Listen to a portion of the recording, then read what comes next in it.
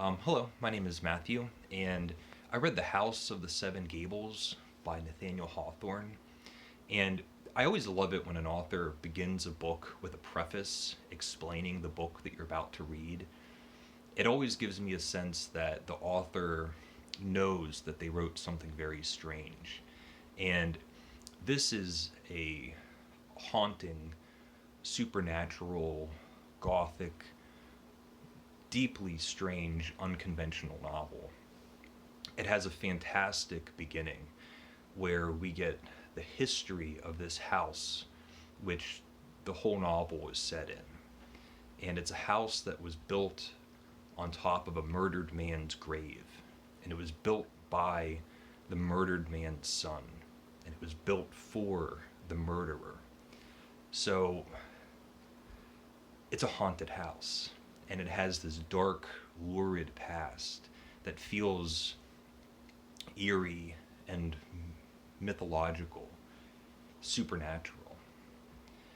And there's so much intrigue and fascination and suspense in what is going to be happening in this house. And it almost comes to a grinding halt. The plot just stops at some point, and we begin to follow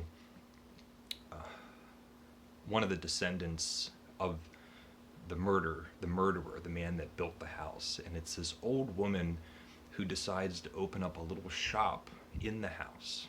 And it's a scent shop where she has like non-perishables, biscuits and cookies and candies, a little general store. And we just stay in this store and we watch customers come in. There's a funny little boy that asks for these gingerbread men. And it goes on.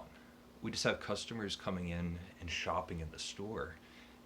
And it's amazing how fascinating it is to just be in this strange old haunted house watching a woman operate a little store. And we have other visitors come in, boarders start coming in, a little girl. All these characters we find out are going to start having either relations with each other by family or by incident. So we have a little girl, Phoebe, who comes to work in the shop, and we have more time just with customers in the store. She later on is gardening, and we're just watching this little girl garden.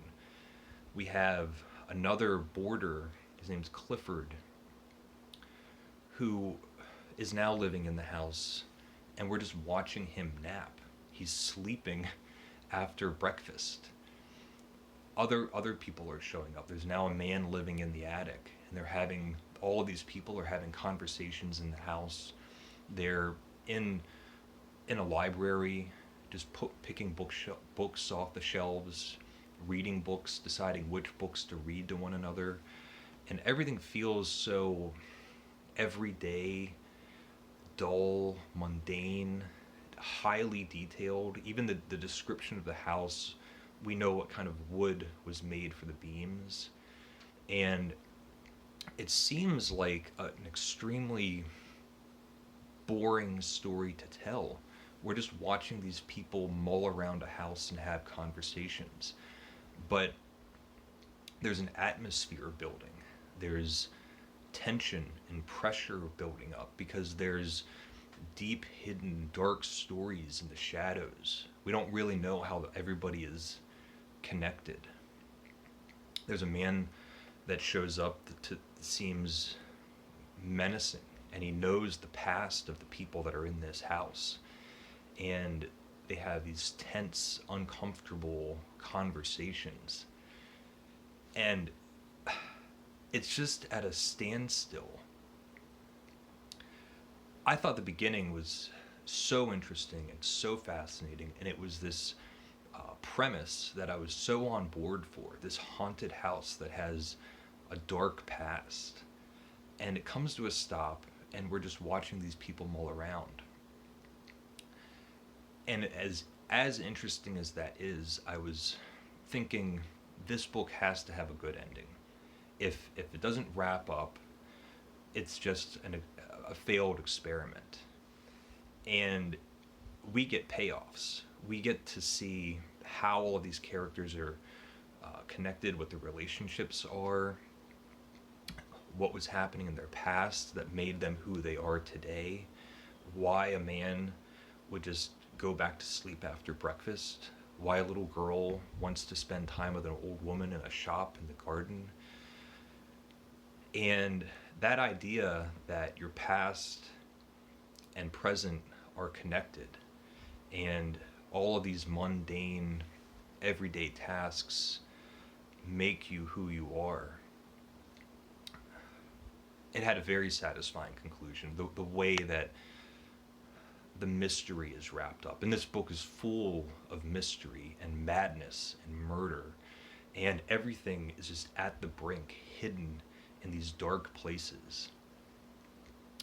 A very strange book.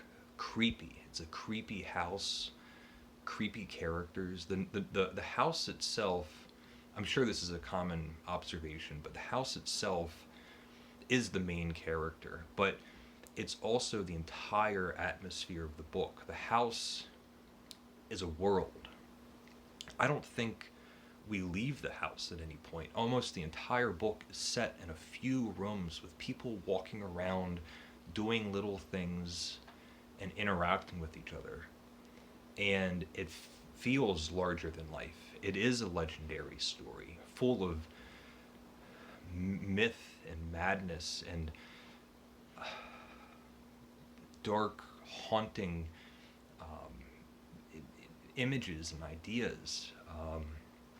I really loved it. I thought I was pleasantly surprised to have this fantastic premise kind of take a left turn and still manage to come together and feel like a whole novel. It felt like it was planned in a certain way, and it was pulled off. I thought it was really great. I mentioned, I've said before that I'm started off really disliking Hawthorne from a bad experience reading The Scarlet Letter in high school.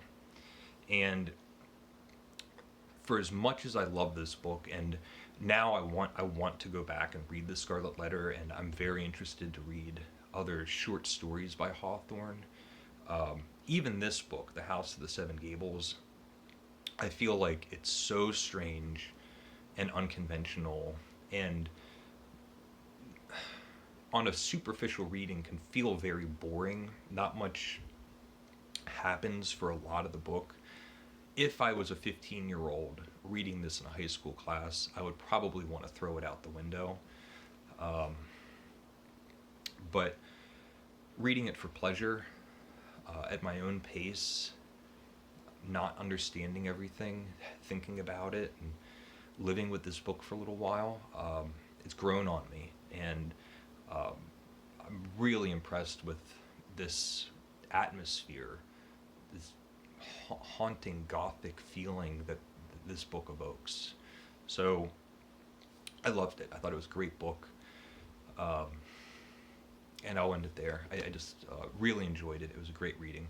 So let me know if you've read it. Leave a comment if you would like. It's The House of the Seven Gables. It's a weird, strange, creepy novel about a haunted house with weird, strange, creepy characters. So yeah, thank you. Leave a comment if you would like, and